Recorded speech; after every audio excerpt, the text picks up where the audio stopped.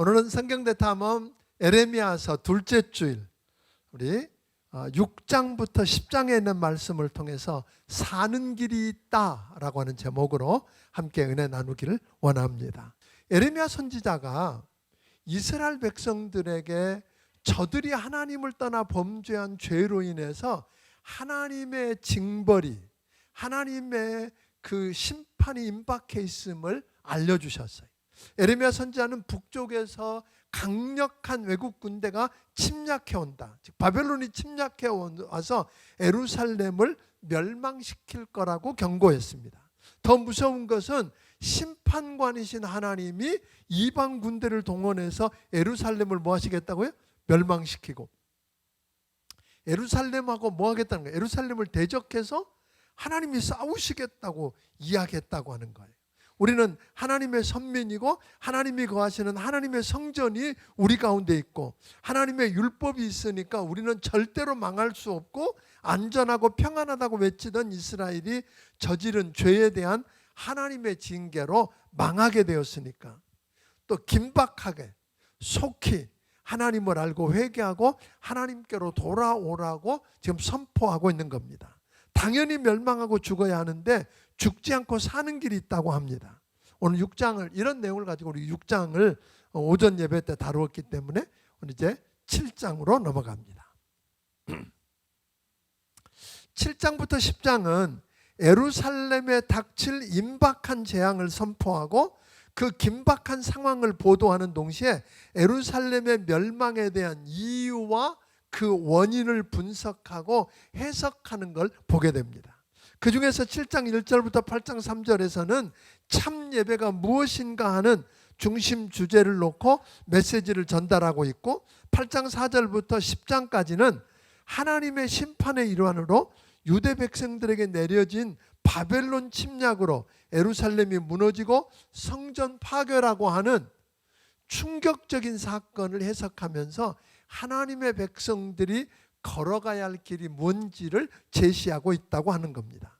에레미야 선지자는 하나님의 명령에 따라 성전에 서서, 성전 문에 서서 예배하기 위해서 성전을 찾은 이스라엘 백성들을 향해서 말씀을 들고 회개하고 하나님께 돌아오라고 선포했습니다. 단순히 절기를 지키기 위해서 성전 문에 올라오는 행위가 참 예배를 대신할 수 없다고, 성전 그 자체가 유다의 안전을 보장해 주는 것 아니라고 이야기했던 거예요. 사실 이 이야기를 들었던 유대인들은 굉장히 충격이었어요. 절기 지키고 그냥 성전이 있고 성전에서 뭐 하면 우리 가운데 성전이 있으니까 우리는 괜찮아 이랬는데, 그런 이야기를 들을 때 얼마나 충격이었을까요? 그 당시 왕과 종교 지도자들은 에레미야 선지자가 선포한 말씀에 대해서 굉장히 화가 나 있었던 거예요. 왜? 저들은 뭘 믿었어요? 시온, 즉 예루살렘은 하나님의 처소인 성전이 있는 곳이므로 어떤 상황 속에서도 절대로 무너지지 않는다는 시온 불가침설, 이걸 믿고 있었고, 또 하나님이 다윗과 그 후손들이 이스라엘을 영원히 통치할 것을 무조건 보장하셨다고 하는 다윗 언약을 믿었기 때문에 그렇습니다. 그러므로 결코 예루살렘이 적의 손에 망하는 것을 하나님이 지켜만 보지 않을 거다 하는 확신이 있었어요. 믿음 좋아요. 그죠? 믿음 좋은 거예요. 그런데 늘 이야기했지만 그 믿음은 내가 어떻게 사는 것과 별개의 믿음이 아니라고 하는 거 우리는 기억해야 돼. 그런데 저들은 착각을 한 거예요. 하나님께서 에레미야 선지자를 통해서 하나님 말씀을 먼저 귀담아 들으라고 이야기합니다. 2절 읽어보겠습니다. 2절을 같이 읽습니다. 시작. 너는 여호와의 집 문에 서서 이 말을 선포하여 이르기를, 여호와께 예배하러 이 문으로 들어가는 유다 사람들아, 여호와의 말씀을 들으라. 하나님의 말씀을 들어야 누구 모습이 보여요? 내 참 모습이 보인다는 거예요. 내가 지금은 어디에 있는지, 어디로 잘못 가고 있는지, 무엇이 문제인지를 보기 원하면 뭘 들어야 돼요? 말씀을 들어야 된다는 거예요. 그래서 어떻게 해야 있어야 할 자리로 돌아올 수 있는지, 어떻게 문제를 풀 수 있는지도 알기 원하면 뭘 해야 돼요? 말씀을 들어야 한다, 그런 거예요. 그러니까 다시 말하면 지금 모습을 보고 지금까지 한 것을 보면 당연히 망해야 합니다. 징계를 받고 멸망해야 해요. 그런데 하나님의 말씀을 들으라는 말씀은 회개하고 돌아오기를 바라시는 하나님의 마음을 암시해 주고 있는 거예요. 예, 하나님의 마음을. 그러니까 하나님 말씀을 듣고 어떻게든지 살려주고 싶으신 하나님. 그런데 마음이 강팍해질 대로 강팍해진 이스라엘 백성들은 하나님의 말씀을 들으려고 했을까요? 안 들으려고? 안 들으려고 했어요. 그러니까 회개하고 돌이켜 살 기회를 놓쳐버린 거예요. 그러니까 여러분들 부탁은요, 말씀 들을 자리에 있어야 돼. 예? 그 말씀을 들을 때 그 말씀은 오늘 낮에도 보니까 이스라엘 백성들에게 문제는 하나님의 말씀을 들을 때 그냥 그게 하나님의 말씀이다 그렇게 안 들었잖아요. 뭐라고 그러세요? 하나님 우리를 징계한다 뭐 이렇게 뭐 엉뚱하게 억측을 하니까 문제가 왔었던 거죠. 그러니까 말씀을 들을 기회를 놓치니까 회개할 기회를 놓쳤고, 그러니까 하나님께서는 결국 이스라엘의 말을 듣지 않으실 뿐 아니라, 그러니까 우리가 하나님 말씀을 안 들으면 하나님도 뭐 하시겠다 그래요? 나도 네 말 안 들어 그런 이야기하는 거예요. 그리고 심하니까 뭐라 하냐면 에레미야더러, 야, 너 더 이상 저들 위해서 기도하지 마. 하나님이 에레미야더러 시킨 거야. 야, 너 이스라엘 백성 위해서 기도하지 마. 저들을 위해서 중보하지 마. 저들을 위해서 부르짖어 구하지 마. 네가 구해도 내가 안 들을 거야. 이렇게 하는 거예요. 그러니까 여러분, 우리가 말씀을 안 들으면 누구도 안 들으신다고요? 하나님도 안 들으신다는 거예요. 실제로 저들은 제멋대로 악을 행하며 살고 우상을 숭배하면서도 절기 때가 되면 어떻게 돼요? 좋은 재물들을 가지고 와서 성전에서 번제를 드렸는데, 그리고 나서는 뭐예요? 우리가 번제 드렸으니까, 성전에서 번제 드렸으니까 우리는 안 망해. 이런 거죠. 우리도 제멋대로 살다가 주일날 와서 예배 드렸으니까 뭐예요? 안 망해. 그런 법 있어요, 없어요? 없다. 그런 거예요. 그런 거. 물론 예배를 드려야 뭘 들을 기회가 있어요? 말씀을 들을 기회가 있고 회개할 기회가 있고, 그러니까 예배 자리는 나와야 돼요. 그런데 아까 얘기했지만 교회가 있으니까 나는 안전해? 나는 예배 드렸으니까 안전해. 그런 부분은 없다. 정말 마음이 들여지지 않으면 소용없다고 하는 거죠. 그때 하나님은 너희가 북방에서 오는 바벨론에게 안 망하고 사로잡혀 가지 않고 이 약속의 땅에서 영원히 살기를 바란다면, 다 끝났는데도 또 이야기하시는 거예요. 하나님이. 야, 너 정말 여기서 영원히 살고 싶니? 먼저 너희 삶과 행실을 고쳐라. 그렇게 3절입니다. 먼저 뭘 고치라고요? 내 삶과 행실을 고치래요. 이웃에게 정직하게 행하고 나그네와 고아와 과부를 억압하지 말고 죄 없는 사람을 살해하지 말고 다른 신 섬기지 마. 그러니까 먼저 하나님 뭐라냐면, 하나님 이거 들어주면이 아니라 네가 먼저 이렇게 하면 나 너 여기서 잡혀가지 않고 영원히 살게 해줄게 하는 거죠. 그러니까 도적질, 살인, 간음, 거짓 맹세하면서 바알에게 분향하는 등 하나님의 법을 어긴 예배자들에게 성전은 더 이상 너희 피난처 아니야. 네가 그렇게 살면서 성전에 와서 예배드렸다고 하나님 들으셔? 천만의 말씀. 그런 거예요. 그러니까 예배 드릴 때 뭐가 전제돼야 될까요? 회개. 그러니까 우리가 예배하러 올 때는 먼저 뭐가 전제돼야 돼요? 회개예요. 회개. 하나님 앞에서, 그 놀랍게 하나님은 약속하셨잖아요. 우리가 우리 죄를 자복하면 전 미쁘시고 의로우사 우리 죄를 사하시며 모든 불의에서 우리를 뭐 하신다고요? 깨끗게 해주신다. 그 하나님 약속 믿으세요? 그러니까 죄 때문에 망하는 게 아니라 죄를 범하고도 뭐 하지 않은 것 때문에 망해요?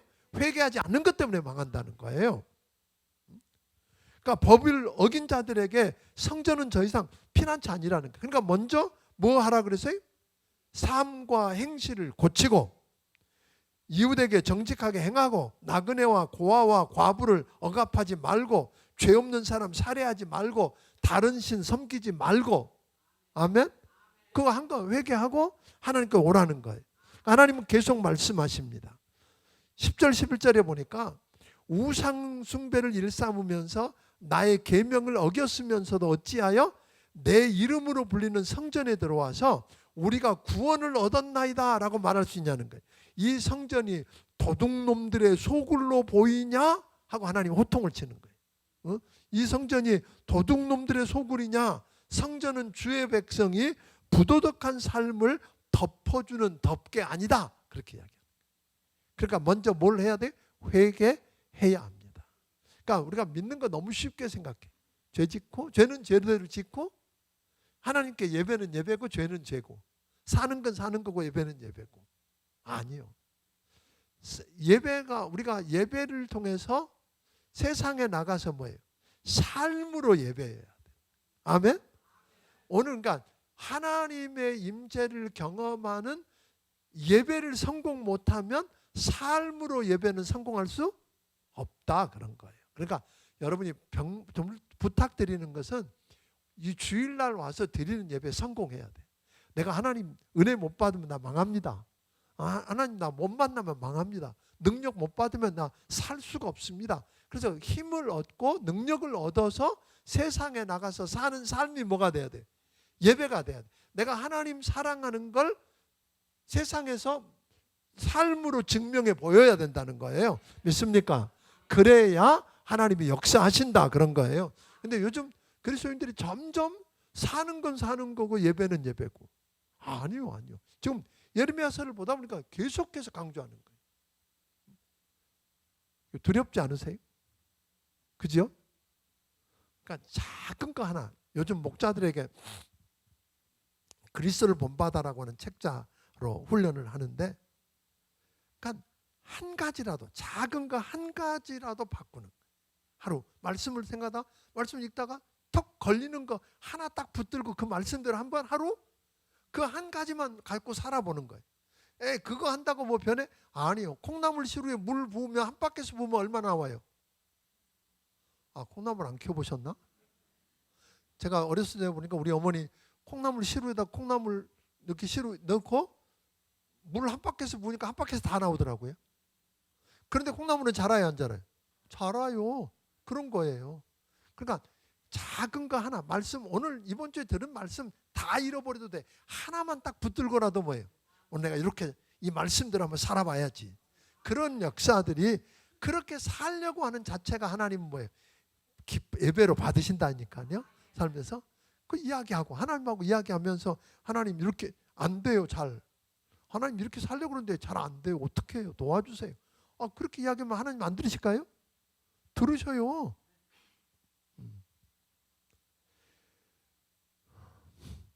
그러니까 우리가 예레미야 선지자는 예루살렘의 운명을 뭐라고 이야기하냐면 실로의 운명하고 비교했어요. 그 BC 1050년이 되면 여러분 잘 아는 것처럼 블레셋하고 이스라엘이 전쟁을 벌여져요. 근데 이스라엘이 지니까 뭘 가지고 나왔어요? 엘리제사장 때잖아요. 엘리제사장의 두 아들 홈리와 비나스가 언약궤를 가지고 전쟁터에 나오잖아요. 그래갖고 결국 언약궤를 뺏겼어. 그리고 그 언약궤를 뺏긴 것만이 아니라 실로가 결국은 망해요. 아니 거기에 실로에는 뭐가 있었어요? 하나님의 성소가 있었어요. 예루살렘 성전이 생기기 전에 성소가 있었고 거기에 뭐가 있었어요? 언약궤가 있었어. 그런데 그곳이 망했다니까요. 그러면 그 이스라엘의 군대 세력이 약해서 망했을까요? 아니라는 거예요. 저들이 망한 것은 군대의 취약함 때문에 망한 게 아니라 하나님의 언약을 지키지 않은 것 때문에 망했다는 거예요. 그러니까 회개하고 하나님께로 돌아와서 삶과 행실을 고치라고 하는 하나님의 명령을 무시하고 오늘 그렇게 살면 하나님도 부르짖음을 듣지 않으시겠다는 거예요. 그러니까 바로 하나님의 성전이 예루살렘에 있고 그 성전 안에 하나님의 언약궤가 있다고 하더라도 저들이 말씀대로 제대로 살지 않으면 어떻게 돼요? 결국은 실로처럼 예루살렘도 뭐한다? 망한다, 그런 거예요. 헛된 자만하지 마라, 그런 거예요. 아멘? 예. 그리고 에브라임 자손들, 보통 우리가 유다를, 이스라엘을 둘로, 솔로몬 왕이 죽은 다음에 둘로 나눠지게 되잖아요. 남과 북으로. 북이스라엘을 우리가 또 다른 말로 말하면 그 에브라임이라 그랬어요. 에브라임. 그러니까 야곱의 12 아들 중에 에브라임 지파가 강했던 것 같아요. 남쪽을 뭐라고 불렀어요? 유다라고 불렀어요. 유다 지파. 유다와 베냐민 지파가 둘이 하나가 되고 나머지 10지파가 하나가 되잖아요. 그런데 에브라임, 북이스라엘을 약속의 땅에서 쫓아내버리신 하나님. 그들이 왜 그랬어요? 왜 쫓겨났을까요? 여로보암으로부터 시작해서 우상을 숭배하고, 처음부터 우상을 숭배하니까 하나님이 그들을 쫓아내버리셨어요. 그런 것처럼 우리가 남쪽도 마찬가지라는 거예요. 그러니까 오늘 낮에도 이야기했지만 솔로몬이 성전을 건축한 다음에 솔로몬이 하나님 앞에 기도했더니 하나님이 그러잖아요. 그래, 이 성전을 내 눈이 머물고, 하나님의 눈이 머무는 곳이 성전이에요. 하나님이 마음을 두시겠대요. 그곳에서 기도하면 들으시겠대요. 혹 잘못해서 잡혀가서 어디로 멀리 가도 그곳을 바라보고 뭐하면, 기도하면 들으시겠대요. 이 성전의 대단한 위력이잖아요. 아멘. 그런데 그럴을지라도 저들이 하나님 말씀을 떠나서 죄를 범하고 잘못 사니까 하나님 더 이상 저들 가운데 임재를 나타내 보이시지 않겠다는 거예요. 하나님의 영광이 떠났다, 그렇게 이야기하잖아요. 이가봇, 그게 여러분이 그 말이 하나님의 영광이 떠나. 하나님의 영광이 떠나버린 곳은 더 이상 뭐가 아니다? 성전 아니다, 그런 거예요. 그러니까 우리가 계속해서 범죄하고 하나님 싫어하신 일만 하면 하나님은 결국은 뭐예요? 떠나시는 거예요. 우리가 하나님을 버리면 하나님도 우리를 버리시겠다는 거예요. 기가 막힌 이야기잖아요. 그러니까 그 백성이 하나님을 떠나고 우상을 숭배하면서 하나님이 함께할 수 없는 악을 행하고 하나님이 싫어하시는 일들만 하니까 그곳에 와서 짐승을 바치고 제사 드린다고 하나님이 받으시고 들어주시겠느냐 이 말이에요. 안 하시겠다, 그런 거죠. 더 이상 하나님이 함께 하실 수 없는 곳, 그것은 뭐다? 하나님의 성전이 아니다. 아무리 예물을 많이 드려도 그것은 더 이상 하나님이 함께 하시지 않는다, 그런 거죠. 그러므로 성전을 의지하지 말고 누구를 의지해야 돼요? 하나님, 그 안에 계신 하나님. 아멘. 그러니까 성전 자체가 우상이 될 수도 있는 거예요. 성전 자체가. 이게 건물이 뭐 저기 한 건 아니잖아요. 이 안에 계시는 하나님. 아멘. 우리 예배를 이곳에서 받으시겠다고 하셨으니까 우리 이곳에 와서 우리가 모여서 예배를 드리는 거잖아요. 그러므로 사랑하는 성도 여러분, 부탁합니다. 말씀을 듣고 회개하고 하나님께로 돌아오면 쫓겨나지 않고 하나님이 주신 땅에서 하나님과 영원히 거하는 축복을 주시겠다고. 그래서 하나님의 목소리를 뭐라 그랬어요? 들으십시오 그랬어요. 23절 읽어보겠습니다. 23절 읽습니다. 시작. 아니 죄송해요. 7장 23절 시작. 오직 내가 이것을 그들에게 명령하여 이르기를 너희는 내 목소리를 들으라. 그리하면 나는 너희 하나님이 되겠고 너희는 내 백성이 되리라. 너희는 내가 명령한 모든 길로 걸어가라. 그리하면 복을 받으리라 하였으나. 여기 보면 기가 막히잖아요. 내 목소리를 들으라. 그러면 나는 너희 하나님이 되고. 아멘. 너희가 내가 명령한 모든 길로 가라. 그리하면 너희가 복을 받을 것이고. 오늘 이렇게 이야기를 하고 있다는 거예요. 그러니까 하나님의 목소리를 듣겠느냐는 거예요. 그런데 남녀노소 가릴 것 없이 가정들이 합심해서 우상을 숭배. 아버지, 어머니, 애들 나무 주워 갖고 뭐 했어요? 빵 만들어 갖고 누구한테 바쳤어요? 우상에게 바치고 있는 모습들. 그러니까 하나님이 경노하시잖아요. 그러니까 하나님 자신의 분노를 부메랑 삼아서 백성들에게 수치로 갚아주신다는 거예요. 그러니까 너무 늦어서 이들을 위해 하나님 뭐라고 그래? 기도하지 마 이제. 내가 듣지 않을 거야. 이들을 위해서 기도하지 마. 여러분 이 상태 오면 건 비극 아니에요? 그죠? 야 나한테 쟤들 위해서 기도하지 마. 나 이제 너 쟤 위해서 기도해 내가 안 들어. 이런 상태가 오는 건 비극이잖아요. 그러니까 우리가 악에서 떠나서 위선적인 오늘 예비 행위를 버리고 하나님의 목소리를 청정하고 하나님 말씀을 듣고 회개하고 돌아와서 하나님과 바른 관계를 맺고 하나님 백성답게 살면 하나님은 나의 하나님이 되고 우리는 하나님의 백성이 되고 하면 명령한 복을 다 받게 해주시겠다고 하는 거예요. 그런데 우리가 그냥 매달리고 하나님께 복 달라고만 하면 복 주시냐 이 말이에요. 8장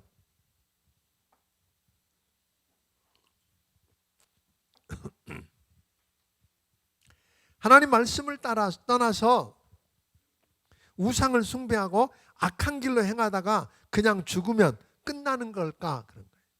이스라엘 백성들이 하나님을 떠나서 우상을 숭배하고 죽었어요. 그 중에 특별히 누가? 왕과 통치자들과 선지자와 제사장들. 자기만 잘못 가는 게 아니라 다른 백성들 가운데 죄 가운데 행하고 망하게 한 자들이 죽은 다음에 그냥 끝났냐? 아니에요. 무덤을 묻혔는데 그 바벨론의 침략자들이 와가지고 뼈를 다 파헤쳐갖고 다 내팽개쳤대. 이게 무서운 이야기잖아요. 그죠? 우리 죽은 다음에 우리 조상들의 무덤을 누가 와서 파헤친다면 어떡하겠어요? 이게 얼마나 걱정이 되겠어요. 그런데 그걸 수습해 줄 사람이 없대. 그러니까 내가 하나님을 떠나서 우상을 숭배하고 잘못 사는 것으로 끝나지 않는다 이 말이에요. 하나님 앞에 갔을 때 심판은 물론이지만 이 땅에서도 그런 수치를 당할 거라고 하는 이야기예요. 아멘. 그러니까 또 더군다나 살아남아서 각처에 쫓겨남을 받은 자들, 남아있는 자들은 뭐라고 말하냐면 차라리 죽는 게 낫다 그럴 거라는 거예요. 살아있는 게 죽는 것만 못하다. 그러니까 그 상황을 여러분이 상상이 갈 거예요. 차라리 죽은 자가 더 복이 되고 죽을라도 죽을 수도 없고 그 수치를 겪고 살아야 하는 그들의 처지. 하나님의 백성이 어찌하여 이런 비참한 상태에 빠지게 되었을까요? 2절에 보니까 저들이 마땅히 섬기며 예배해야 할 창조주 하나님이 아니라 일월성신과 우상을 사랑하고 섬기며 순종하고 구하여 경배했기 때문이다. 우상을 숭배했기 때문이라는 거거든요. 사람이 엎드러지면 일어나고 떠나갔으면 돌아오는 법인데 이스라엘 백성은 고집 부리고 돌아오지 않는다고 이야기합니다. 저들은 마치 전쟁터에 죽을 줄도 모르고 앞으로 달려가는 말 같대요. 그러니까 생각도 안 하고 뒤도 돌아볼 줄도 모르고 죽을 길로 그냥 달려만 간다는 거예요. 학이나 제비나 두루미 같은 철새들은 떠나갔지만 올 때를 알아. 걔네들은요 시계도 없는데 어떻게 아는지 몰라. 그죠? 정확하게 떠난 때는 또 돌아와. 근데 걔네들은 그런데 왜 너희는 내 백성은 떠나가면 고집 부리고 돌아올 줄 모르느냐? 너희는 철새만도 못하다 하고 이야기를 하는 거죠. 꽃 피는 것도 순서 있는 거 아시죠? 무슨 꽃이 제일 먼저 피어요? 근데 요즘은 시대가 조금 미쳤어. 그래갖고 아니요. 여태 그런 적이 없는데 요즘은 보니까 맞아요. 같이 피고 막. 근데 본래 순서가 있었어요. 그죠? 순서가 있었어. 꽃도 피는 순서가 있고 새도 돌아오는 순서가 있어. 근데 사람만 그걸 모른다 그런 이야기죠. 지금 하나님이 그렇게 책망하고 있는 거예요. 이스라엘 백성들은 여호와 하나님의 율법을 그들에게 주었고 그들이 소유하고 있기 때문에 자기들은 다른 민족보다 지혜롭다고 느꼈어. 그러니까 이스라엘 백성들은 교만이 있었어. 야, 세상 누구도 갖지 않는 하나님의 율법을 하나님이 우리한테 주셨어. 우리가 맡고 있으니까 우리는 더 뭐해? 지혜로워. 맞아요. 특별히 서기관이라고 하는 사람들에 대한 직분을 여기서 언급했는데 신약시대에 많이 나오죠. 서기관들은 하나님의 말씀을 기록하고 정리하고 보관하는 일을 하는 사람들이에요. 그러면서 하나님 여호와의 율법을 해석하는 역할도 했는데 그래서 지혜로운 자라고 그랬는데 그 서기관들이 여호와의 율법을 잘못 해석하고 가르치고 있다는 거예요. 그러니까 잘못된 가르침을 받은 백성들이 당연하게 잘못 사는 건 당연하죠. 그러니까 저 같은 목사들이 조심해야 돼. 근데 요즘 세상에 말씀을 가르치는 사람들이 지 멋대로 해석하고 잘못 가르치는 사람들이 있대. 저도 그럴까 봐 늘 걱정하고 기도하고 여러분 기도 부탁을 드리는 거예요. 아멘. 그러니까 늘상 그 목회자들에게 제가 종종 이야기하는데 혼자 사는 목사가 잘못될 가능성이 많은 거예요. 교제권이 없는 목사. 그러니까 가깝게 교제하면서 잘못했을 때 너 잘못했어라고 말해줄 사람이 있어야 돼. 너 왜 이렇게 그렇게 해? 그렇게 말해줄 사람이 있다는 게 복이에요. 너 요즘 이상하다? 그렇게 하는 거 아니잖아. 너. 그리고 서로 자기 문제를 이야기할 수도 있고 지적받을 수도 있고 도움을 청할 수도 있는 사람들이 없으면 자기가 해석하는 게 항상 옳은 줄 알아. 그러니까 제가 주변에 있는 목사들 가운데도 혼자만 사는 사람 보니까 의외로 여러 사람 가운데 잘못 간 사람들이 있어. 똑똑했던 사람인데 절대로 교제도 안 해. 그 자기가 말한 걸 항상 옳아. 그러니까 잘못 가더라고요. 그래서 우리가 좀 조심해야 된다 하는 생각을 하게 됩니다.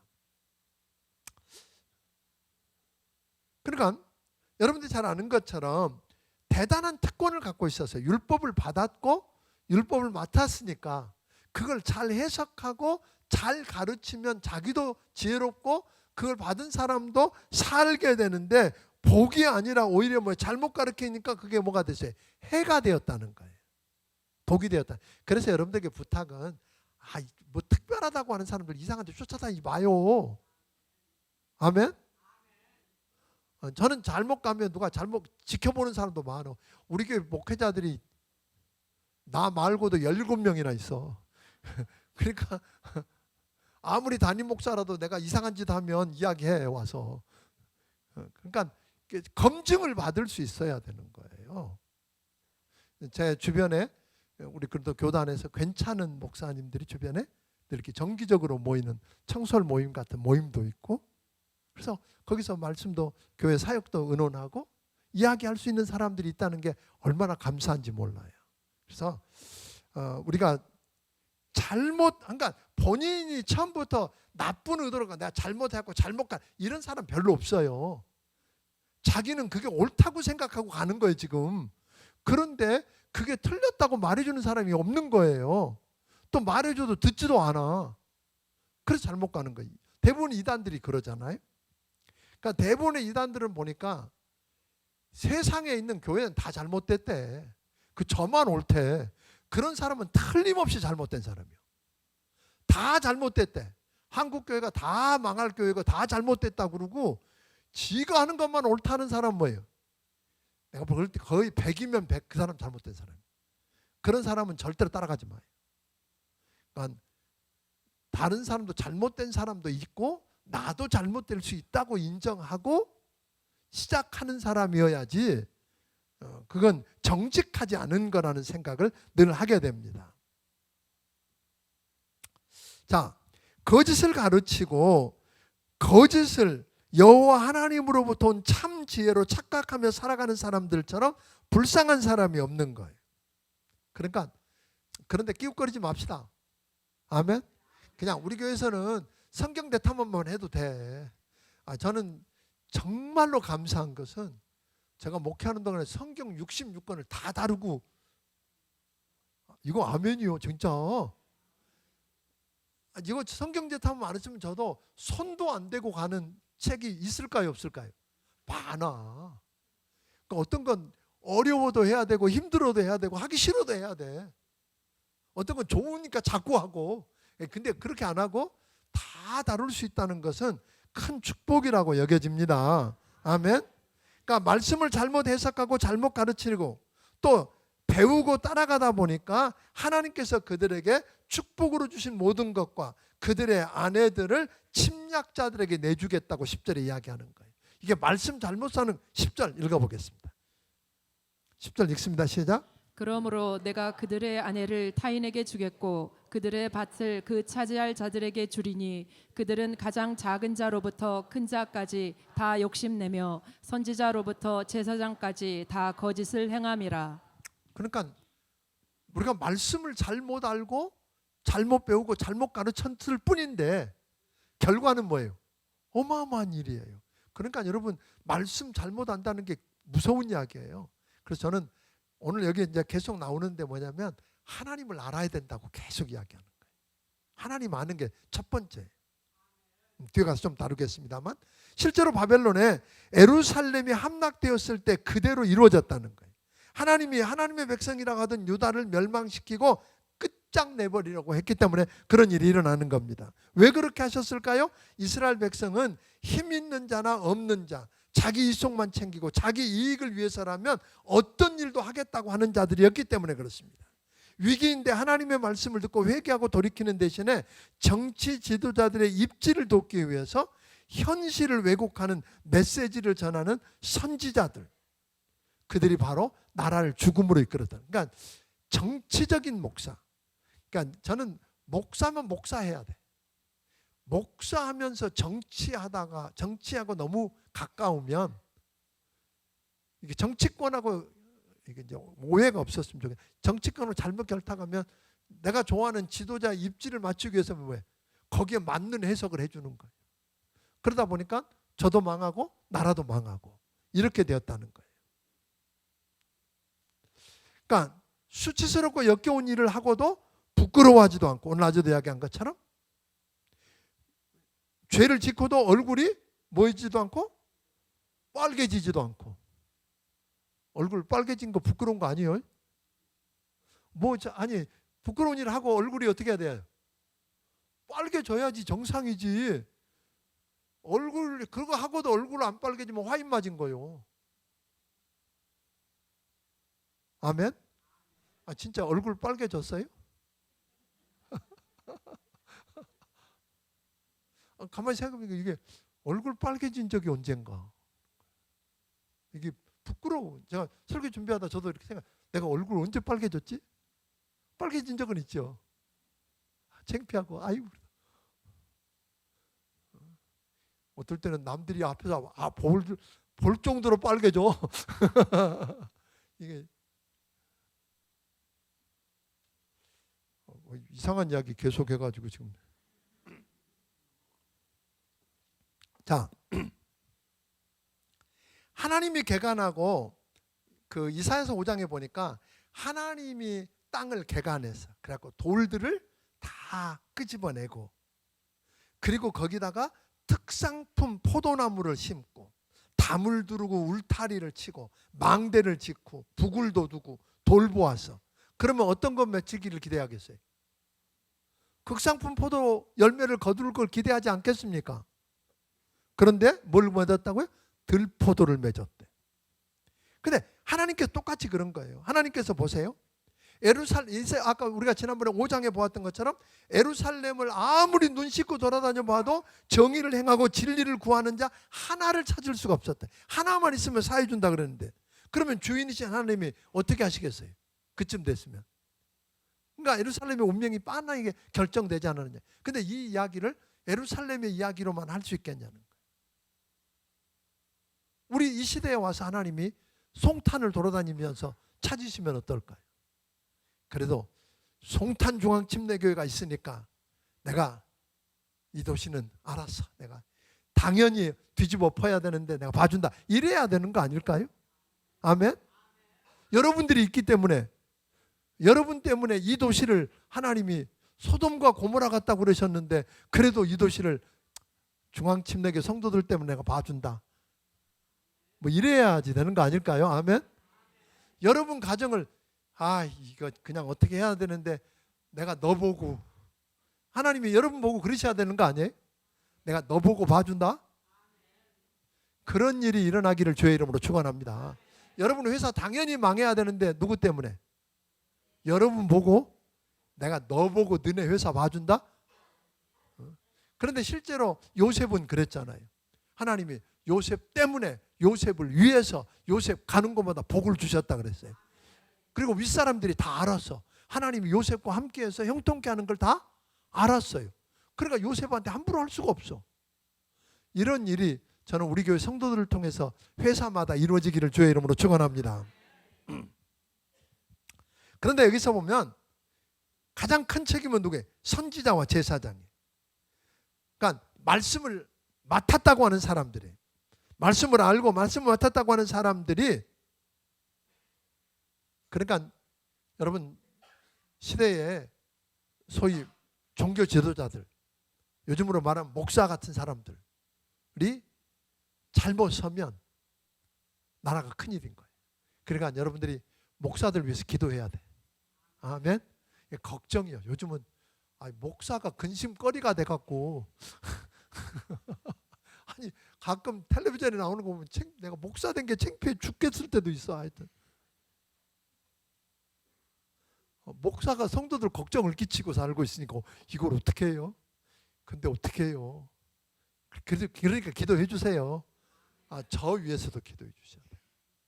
제가 무너지면 마귀가 되게 좋아할 거예요. 제가 무너지면. 그러니까 마귀는 어떻게든지 저 건드릴 거 아니에요. 근데 여러분들의 기도 때문에 하나님이 긍휼히 여겨주시는 축복을 누렸으면 좋겠습니다. 그러니까 그 당시에도 하나냐 같은 거짓 선지자가 있었던 거예요. 그러니까 늘 진짜 말씀을 전하는 사람은 인기가 없어. 거짓 선지자들은 뭐예요? 듣고 싶어 하는 이야기, 듣기 좋은 이야기만 자꾸 해야 되니까 인기가 많아. 그래서 에레미야는 매도 맞고 감옥도 가고 진흙구덩이에 빠지기도 하고 오히려 그런 거예요. 그런데 여러분, 우리가 듣기 좋은 이야기에만 귀 기울였으면 안 돼요. 뭐 재밌게. 근데 저는 가끔 이제 그런 생각 하거든요. 여기 서서 내가 재밌는 이야기만 하려면 여러분 텔레비전 틀어놓고 뭐 보면 돼요? 그거 뭐 재밌는 거 보면 되지. 말씀 들으려고 오신 거 아니에요? 아멘? 말씀해야 된다. 아니 솔직히 딜레마가 있어요. 나도 재밌게 해야 되는 거 아니야? 뭐 이런 거. 근데 참 그게 근데 하여튼 그래요. 그게 저만 알아요. 이거는 저만 알아요. 저만. 가끔 딜레마가 있어요. 솔직히 말하면 기도 부탁을 드려요. 그래서 정말 말씀을 잘 전하는 것. 그러니까 결국은 그런 거짓 선지자 때문에 다른 사람들이 다 호도돼서 한꺼번에 망하게 된 거거든요. 그러니까 이스라엘 백성들은 북쪽에서 몰려오는 침략자들 소문을 들었어요. 그들이 얼마나 강하고 많은지 듣자 하나님께 피하고 함께하는 게 아니라 성으로 들어가서 문을 걸어 잠궜어. 옛날에 예루살렘 성이 얼마나 난공불락이고 견고한지 알았거든요. 거기 들어가면 살았거든요. 그러니까 이번에도 그런 줄 알고 문 걸어 잠근 거예요. 여러분, 피할 수 없는 공포와 절망감이 그날을 채우게 되는 거죠. 전에는 저들이 하나님을 거부했지만 그날이 되면 하나님이 그들을 버리실 거라는 거예요. 그리고 이렇게 된 건 하나님 탓으로 돌리는데 아니라는 거예요. 이 모습을 보고 있던 예레미야 선지자가 탄식하면서 통곡하는 이야기가 18절부터 21절에 나옵니다. 심판을 당하고 있는 백성들이 두려움에 떠는 목소리와 어쩔 수 없이 심판을 선언한 후에 그 심판으로 고통당하는 자기 백성을 안쓰럽게 바라보고 탄식하시는 하나님의 목소리를 선지자의 탄식 속에서 듣게 돼. 선지자의 탄식인데 실제는 누구의 탄식이에요? 하나님의 탄식이라는 게. 선지자의 눈물 속에서 누구 눈물을 봐요? 하나님의 눈물을 보게 되더라는 거예요. 죄 때문에 하나님을 떠나서 제갈 길로 갔고 돌아오지 않다가 당하는 이스라엘의 고통은 하나님의 마음을 찢었어요. 21절에 보니까 21절을 제가 세 번역으로 한번 읽으면 이렇게 읽을 수 있어요. 나의 백성 나의 딸아, 채찍을 맞아 상했기 때문에 내 마음도 상처를 입는구나. 슬픔과 공포가 나를 사로잡는구나. 이 탄식은 떠나간 자식을 그리워하는 부모의 마음을 지금 그리고 있는 것입니다. 주의 백성은 징계를 받을 만한 행동을 했습니다. 그들이 하나님을 버리고 떠나 우상을 숭배하고 죄를 범했고 돌아오라고 해도 듣지 않고 회개하고 돌이키지 않았기 때문에 겪는 일들이었습니다. 여기서 보면 선지자의 아픔이 곧 누구의 아픔이었어요? 하나님의 아픔임을 보게 됩니다. 저들의 죄 때문에 심판이 임한 것은 맞지만 심판받고 괴로워하는 백성을 바라보는 하나님의 눈에는 눈물이 가득합니다. 아파합니다. 이것이 하나님의 마음입니다. 하나님의 백성이 심판받고 괴로워하는 것을 보고 기뻐하는 자는 누구밖에 없을까요? 예, 그렇습니다. 사단밖에 없습니다. 하나님의 징계라고 심판이라고 여겨지거든 그때는 거짓 선지자들 때문에 우리는 하나님의 백성이니까 괜찮다. 2년 안에 하나님이 적들을 무너뜨리고 우리를 건져주실 거야 하는 거짓말 듣고 여러분 엉뚱한 짓 하지 않고 회개하고 하나님께로 돌아오기를 주의 이름으로 축원합니다. 그냥 하나님이, 그러니까 여러분들이 어려움 속에서 누구 손을 보면 좋겠어요? 하나님의 손을 보면 좋겠어요. 하나님의 마음을 읽었으면 좋겠어요. 그리고 바로 그때는 뭐예요? 돌아와야 돼요. 그런데 여기 그렇게 이야기하거든요. 피부병을 앓을 때 저들은 길르앗 유향을 바르면 나았어요. 아프면 의사를 찾아가면 됐어요. 그런데 우리가 회개하고 하나님께로 돌아오면 고침받을 수 있는데 안 한다는 거예요. 호세아서 6장 1절 같이 한번 읽어보겠습니다. 호세아서 6장 1절 읽습니다. 오라 우리가 여호와께로 돌아가자. 여호와께서 우리를 찢으셨으나 도로 낫게 하실 것이요 우리를 치셨으나 싸매어 주실 것임이라. 여러분 이게 하나님의 마음인지 아세요? 우리를 뭐 했으나? 찢으셨으나 도로 낫게 하실 것이고 우리를 치셨으나 싸매어 주실 분. 그러니까 애들 키울 때 애를 잘못했다고 매로 때리면 도망가는 놈 있고 그냥 파고드는 놈 있어요. 여러분은 어느 쪽이세요? 하나님이 징계하셨다고, 나를 징계하셨다고 생각하면 어떻게 해야 돼요? 파고들어야 돼요. 살려달라고, 잘못했다고 울며 매달리면 살 길이 있는 거예요. 도망가면 아주 망하는 거예요. 아주. 9장 하나님께로 돌아와 치료받기를 거부하는 백성은 치료자이신 하나님이 저들을 바라보면서 하염없이 눈물을 흘리며 괴로워하신다는 걸 모르는 거예요. 에레미야 선지자는 하나님이 이스라엘을 버릴 수밖에 없었던 이유를 나열하고 계십니다. 2절 3절에 보면 무엇보다도 우상 숭배라는 영적 간음, 성적 문란으로 인한 육적 간음, 저들이 책망받았던 건 간음이었어요. 잘못된 현올림, 진실이었고 거짓과 위선, 그리고 하나님을 알지 못하는 죄. 이 모든 죄 중에 이 모든 죄악은 어디로부터 오느냐면 하나님을 알지 못한 데서부터 온다. 3절 읽어보겠습니다. 시작. 여호와의 말씀이니라. 그들이 활을 당김같이 그들의 혀를 놀려 거짓을 말하며 그들이 이 땅에서 강성하나 진실하지 아니하고 악에서 악으로 진행하며 또 나를 알지 못하느니라. 누구를 알지 못한다고요? 하나님을 알지 못한다 그랬어요. 그래서 호세아서 4장 6절 한번 보겠습니다. 호세아서 4장 6절을 보면 성경은 우리에게 이렇게 이야기합니다. 읽습니다. 내 백성이 지식이 없으므로 망하는도다. 내가 지식을 버렸으니 나도 너를 버려 내 제사장이 되지 못하게 할 것이요 내가 내 하나님의 율법을 잊었으니 나도 내 자녀들을 잊어버리리라. 아주 중요한 얘기. 지식은 누구를 어떤 지식? 하나님을 아는 지식이 없어서 망한다는 거예요. 그러니까 하나님을 알아야 되는데 어떻게 우리가 하나님을 알 수 있어요? 하나님은 자기를 계시해 준 만큼밖에 우리가 알 수가 없어요. 계시라고 하는 말은 드러내어 알게 한다는 거예요.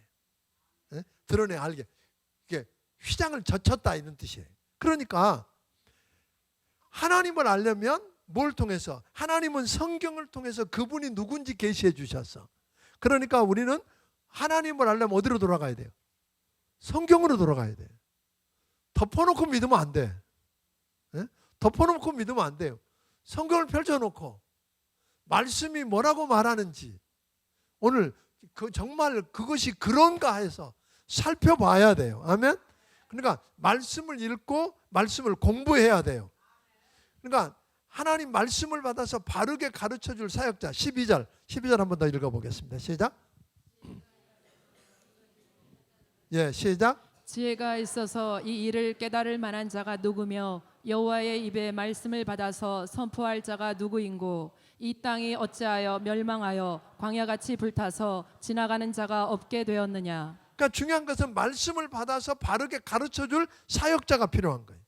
우리가 하나님의 법을 버리고 하나님의 말씀을 듣지 않고 그대로 행치 아니하다 보면 자연스럽게 뭘 하게 될까요? 세상이 가르치는 하나님을 모르는 일로 모르는 조상들이 가르쳐준 바알과 우상을 쫓게 되더라는 거예요. 이스라엘 백성들이 그런 거예요. 그러니까 하나님의 말씀을 모르고 안 듣고 하나님을 모르고 하나님 말씀을 안 듣다 보니까 어디에 따라가요? 세상 상식과 세상 풍습과 세상의 습관대로 그대로 가는 거예요. 그랬더니 그걸 들여다봤더니 하나님 모르는 조상들이 섬기던 우상 숭배였는데 그게 뭐 문화라는 이름으로, 관습이라는 이름으로, 전통이라는 이름으로 그냥 거리낌 없이 행하는 거예요. 이게 아주 굉장히 중요한 이야기예요. 아멘. 그러니까 그러다 보니까 바알이 하나님이라고 쫓고 예배하면서 따르면 하나님은 예루살렘을 뭐 한다 그러세요? 바알이 하나님이라 그러는데 하나님이 하셨는데 바알이 했다고 그러니까 하나님이 예루살렘을 무더기로 만들고 성읍들로 황폐하게 하며 거민이 없게 만들어 버리겠다고. 사람이 죄를 짓고 황폐하게 하면 땅도 황폐하게 버리시겠다고. 그들 뒤로 칼을 보내서 진멸하고 시체를 분토같이 흐트러뜨렸는데도 치울 자가 없게 만들겠다. 이게 얼마나 무서운 이야기예요? 저들이 죄의 심각성을 깨닫지 못하고 하나님의 말씀을 버리고 하나님의 목소리를 청종하지 않고 그대로 행치 않고 바알을 쫓았기 때문에 저들에게 쓴쑥을 먹이고 독을 탄 물을 마시게 하고 흩어놓으시고 칼을 보내서 진멸시키시고 그들을 끝장내시겠다고. 하나님 끝장내시겠대요. 하나님의 심판이 예루살렘에게 임하게 되면 어떤 일이 일어날지를 말하면서 슬픈 노래를 부를 수밖에 없는 것이라고 이야기합니다. 하나님의 백성이 하나님의 백성답게 살지 않으면 하나님이 뭐 하신다고요? 하나님이 대적이 되셔서 일하심으로 감당할 수 없는 고통 가운데 절규하게 되고. 그러니까 여러분 지금 힘들어도 말씀대로 살아요. 예? 지금 힘들어도 하나님 편에 서봐요. 하나님이 반대편에 서시면, 그냥 반대편에 안 서시고 하나님 법대로 계산하면 우리 살 수 있어요, 없어요? 하나님이 우리한테 나와서 법대로 하자. 우리 법대로 하자. 그러시면요, 우린 다 죽었어. 오늘 낮에도 그 은혜 아니면 찬양 많이 했는데 은혜 아니면 벌써 다 끝났지 뭘. 예? 은혜 아니면 다 끝났어요. 하나님의 심판이 예루살렘에 임하게 되면 어떤 일이 일어날지를 말하면서 슬픈 노래를 부르고 있는데 하나님의 백성이 하나님 백성답게 살지 않으면 누가? 하나님이 우리 대적이 되신다 그랬어요.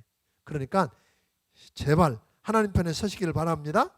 23절부터 보면 우리가 스스로 귀하게 여기고 자랑스럽게 여기는 것과 우리가 자랑해야 하는 것을 비교하고 있어요. 이게 중요해요. 우리가 스스로 귀하게 여기고 우리가 자랑스럽게 여기는 거하고 우리가 자랑해야 하는 거하고 같으면 얼마나 좋을까요? 그죠? 같으면 좋은데 그게 많이 달라. 그래서 중요한 것은 24절에 뭐랬어요? 하나님을 아느냐는 거예요. 하나님을 안다는 것은 다른 말로 말하면 하나님이 기뻐하시는 삶, 즉 사랑과 공평과 정의를 이 땅에서 행하며 사는 거예요. 내가 하나님을 안다. 그 하나님에 대해서 성경 가르치는 몇 가지 안다는 말이 아니라 하나님을 안다는 말은 뭐예요? 하나님이 기뻐하시는 삶을 사는 건데 그게 뭐예요? 사랑과 공평과 정의를 이 땅에서 행하며 하나님의 백성답게 사는 거예요. 이스라엘 백성들은 자기들이 하나님의 택한 백성이라는 표로 뭘 행하고 다녔어요? 우리는 하나님께 속한 하나님의 백성이다 하는 표로 이스라엘 백성들이 몸에 표를 하고 다니는 게 있었어요. 뭐예요? 할례. 그래요. 그래서 그런데 할례를 받았는데도 저들이 바벨론에 끌려갔어. 육체에 할례의 표시를 육체에다가 할례를 행해서 하나님의 자녀라는 표시를 하고 다니는데도 끌려갔어. 그건 뭐가 문제라는 게 마음의 할례를 안 받았다 말이에요. 육체의 겉에다는 표를 했는데 뭐가 없어요? 마음에. 그러니까 우리가 침례도 받았어. 그래서 겉으로는 표를 했는데 침례 받았다는 말은 뭐예요? 내가 나의 옛사람은 주님과 함께 죽었고 주님과 함께 장사 지내버렸고 주님과 함께 다시 태어났다고 하는 내적인 마음의 침례를 받아야 이게 진짜요. 그냥 물속에 들어갔다 나왔다고 해결되는 거 아니요. 나 물속에 들어갔다 나오고 침례 받았는데 왜 그러냐고. 아니요. 이게 할례하고 똑같은 거예요. 요즘 우리는 할례 대신에 뭘 받아요? 침례. 신약에서는 그렇잖아요. 우리가 하나님의 백성이라고 하는 표란 말이에요. 그러니까 육체의 표만이 아니라 뭐가 필요하다? 마음의 할례. 그러니까 마음의 할례를 행하지 않고 육체의 할례를 가지고 하나님의 보호를 경험할 수 있어요, 없어요? 없다, 그런 이야기예요. 10장.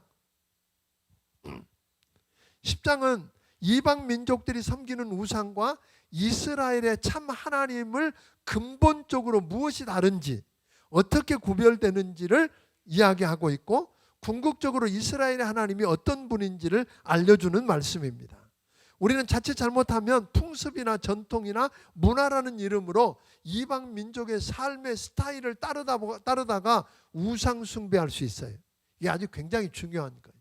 그냥 풍습, 전통, 하나님 모르던 분들이 가르쳐 옛날부터 내려오는 것을 그대로 따르다 보니까 그게 뭐가 돼요? 우상 숭배가 될 수 있다는 거죠. 우상이 뭐예요? 숲속에서 베어온 나무를 잘라다가 인간이 조각하고 공예품으로 만들어서 거기다 은이나 금을 더 씌우고 필요한 곳에 옮겨놓고 고정시켜 놓으면 그게 뭐예요? 거기다 절 한 번 하면 그 다음 못 옮겨. 진짜 못 옮기더라고요. 저 처음에, 요즘은 그런 게 많지 않은데 제가 처음에 목회할 때만 해도요, 그거 없애러 많이 다녔네. 항아리에다가 뭐 넣고 쌀도 넣어놓고 뭐도 넣어놓고 한 거 본인이 해놓고는 못 치워. 뭐가 일어날까 봐. 그래서 저더러 치워달라고.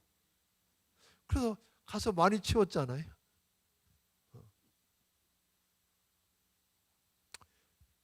근데 우리가 분명하게 알아야 될 게 있어요. 그것들은 어떻게 크게 만들었든 공교하게 만들었든 다 허수아비 같아서 말할 수도 없고 움직일 수도 없고 재앙이나 복을 내릴 수도 없는 조각품이다. 아멘? 예. 그러나 하나님은 살아계시고 영원하신 분이고 이 세상 만물을 창조하신 창조주시고 비와 구름과 번개와 바람을 통제하는 능력 있는 분이시다. 우상을 숭배하는 자와 하나님을 섬기는 백성들을 대조하고 있습니다. 14절 16절에 보면 우상은 생명이 없고 무가치한 거기 때문에 그것을 숭배하는 자들도 우상이 멸망할 때 어리석은 우상 숭배자도 함께 끊어질 거다. 그러나 여호와 하나님의 말씀을 따라 사는 하나님을 섬기는 백성들은 하나님이 저들의 분깃이 되어주시는 축복을 누릴 거다. 우상은 어떤 모양으로 어떤 능력을 가졌든지 저들은 다 하나님이 만드신 피조물일 뿐입니다. 그리고 하나님께서 모든 피조물들을 누구에게 주셨어요? 우리에게 주셔서 정복하고 다스리라 그랬어요. 그러니까 여러분, 하나님의 자녀인 우리가 피조물인 우상에게 굴복하는 건 어리석어요, 안 어리석어요? 우리가 마음대로 할 수 있는 걸 그 앞에 진짜 사올 때는 자기가 사다가 방에다 모셔놨는데 그 다음에는 못 치우더라고. 왜? 벌 받을까 봐. 그건 말도 못해. 지 혼자 움직이지도 못해. 복을 줄 수도 없고 화를 줄 수도 없어요. 그냥 치워요. 아멘? 그냥 치워요. 못 치우면 부르세요. 제가 가서 치워드릴게. 그놈이 살아있으면 나한테 혼낼 거 아니에요. 나하고 싸우자 그럴 테니까. 우리 아버지가 계시잖아요. 그런데 당연히 우상을 버리고 여호와 하나님만 믿고 섬기고 경배해야 하는데, 그냥 우리가 상식으로 당연히 그래야 되는데 하나님을 믿는다고 하는 저들이 눈이 어두워지니까 하나님을 버리고 우상을 숭배하다가 그 죄 대가로 포로가 되고 바벨론에 끌려갔다 이 말이에요. 그래서 예레미야 선지자는 바벨론에 포위된 사람들에게 짐을 꾸리라고 지금 명령하고 있는 거예요. 포로로 끌려갈 준비하라는 거예요. 그들이 비록 머나먼 바벨론에 끌려가지만 하나님의 말씀을 듣고 씨름하고 죄를 깨닫고 회개하고 하나님께로 돌아오면 다시 돌아오게 해주시겠다는 거예요. 배후에 누가 계세요? 그들을 징계하는 배후에 누가 계세요? 하나님이 계시다. 하나님이 계시다면, 여러분, 이 일이 하나님으로 말미암았다면 하나님하고 싸워서 돼요, 안 돼요? 안 될 일이에요. 오히려 회개하고 돌아와서 그분께 엎드리면 하나님이 나머지 일하실 것입니다. 얼른 이해가 안 됩니다. 에레미야는 자기 백성들이 하나님의 심판을 받아 거의 멸종 위기를 맞고 있는 그 절박한 상황을 보면서 고통을 당하는 예루살렘 사람들을 보다 더 아파하는 걸 보게 됩니다.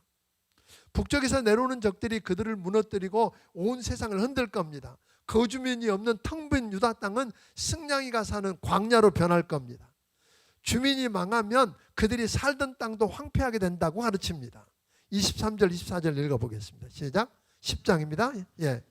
여호와여 내가 알거니와 사람의 길이 자신에게 있지 아니하니 걸음을 지도함이 걷는 자에게 있지 아니하니이다.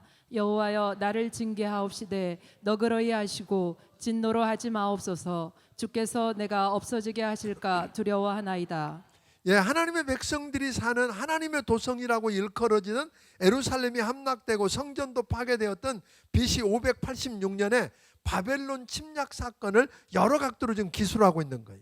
이때 예레미야 선지자는 자기 자신을 동족과 일체시키고 있어요. 동족의 죄를 마치 자기가 지은 죄처럼 온 이스라엘을 대신해서 대표해서 하나님께 기도하고 있어요. 하나님의 은혜와 긍휼과 자비를 구하고 있어요. 하나님의 진노가 주의 백성에게 그대로 적용되면, 다시 말하면 법대로 하면 죽을 수밖에 없다. 망할 수밖에 없다. 그러니까 끝장내버리기 때문에 하나님 뭐 해달라고? 긍휼을 베풀어 달라고. 솔직히 우리가 하나님의 긍휼과 은혜를 구하기를 바랍니다. 아까도 이야기했지만 하나님의 법대로 하면 어떻게 된다? 근데 가끔가다 우리 법대로 합시다. 아이, 법대로 하면 죽어요. 법대로 하면 안 돼. 뭐가 필요해요? 은혜. 아멘. 아무리 바빠도 하박국 3장 2절 한번 읽고 가겠습니다. 그 하박국 선지자의 그 절박한 표현을 우리가 보게 됩니다. 시작. 여호와여 내가 주께 대한 소문을 듣고 놀랐나이다. 여호와여 주는 주의 일을 이 수년 내에 부응하게 하옵소서. 이 수년 내에 나타내시옵소서. 진노 중에라도 긍휼을 잊지 마옵소서. 이 하박국 선지자의 기도가 우리 기도가 돼야 되는 거예요. 오늘 부응이 필요하고, 진노 중에라도 뭘 허락해 달라고? 긍휼을 베풀어 달라고. 자식을 위해서 기도할 때 남편, 아내, 때로는 하여튼 이런 기도가 여러분의 고백이 되기를 주의 이름으로 축원합니다. 그리고 저들은 하나님의 도구로 쓰여졌던, 어쨌든 간에 하나님의 백성 이스라엘을 침략하고 짓밟은 이방 나라에게도 하나님의 진노를 베풀어 달라고 기도한 거예요. 사실은 나는 억울한 건 바벨론이요. 지가 하겠다고 나선 것도 아니에요. 하나님이 불러갖고 쓰셔놓고. 근데 여러분 솔직히 그러잖아요. 여러분 자식이 도저히 감당이 안 돼서 그래서 누구 옆에 사람 시켜갖고 한번 혼내줘. 그런데 너무 심하게 때리면 여러분 화 안 나요, 안 나요? 하나님이 조금 손보라 그러는데 걔네들이 너무 많이 때린 거예요. 아니 그런 거예요. 아니 실제로 그러잖아요. 여러분 아무리 자식이 조폭이라고 그래서 말도 안 듣고 그래서 누구든 손대라 그러는데 심하게 때려봐요, 여러분. 그 사람한테 덤벼들고 싸우잖아 또. 하나님이 그런 거예요. 그러니까 하나님의 백성 건드리면, 여러분 보세요. 하나님의 백성을 훈련시키는 도구로 쓰여졌던 나라치고 안 망한 나라가 있어요, 없어요? 다 망했어. 하나님 다 손봤어. 이런 걸 보면 야, 하나님의 백성 건드리는 거 조심해야 돼. 아니, 걔가 잘못한 건 잘못한 거고, 잘못한 건 잘못한 거지만 하나님 마음에 없는 거 함부로 하면 안 돼요. 아멘. 그러니까 아버지께서 그런 거야. 야, 내 자식은 내가 알아서 한다 그런 거지. 그런데 아버지 자녀를 왜 내 마음대로 막 해요? 그러니까 함부로 하지 마요. 예. 근데 실제로 이 에레미야의 기도가 그대로 이루어지잖아요. 그러니까 우리가 필요한 거예요. 다 끝났어. 다 끝난 것까지 이제 해봐야 소용없어도 그래도 매달리고 기도해봐. 그러면 그 백성을 돌아오게 하시잖아. 긍휼을 다 끝낼 때 그 남은 조그마한 것 가지고 다시 시작하시고, 그래 그들을 때렸던 바벨론 내버려 두지 않잖아요. 70년 그냥 함께 무너뜨리고. 이런 거 보시면 기도가 절대로 헛되지 않는다. 어떤 상황 속에서라도 뭐 잊지 말자? 기도하기를, 하나님의 은혜와 긍휼을 구하는 거 잊지 않기를 주의 이름으로 축원합니다. 진노 중에라도 긍휼을 베풀어 주옵소서. 예, 이게 우리가 기도하면 그래 하나님 아셔요. 하나님 다 알았어야 그랬잖아. 알았어. 여러분 기도 들으시고 알았다. 내가 그것도 들어주마. 이런 이야기잖아요. 지금 결론은 그래 내가 알았어. 내가 그것도 들어줄게. 좀 여러분의 기도를 들으시고 우리 하나님이 그렇게 일하는 거 경험하기를 주의 이름으로 축원합니다. 기도하겠습니다.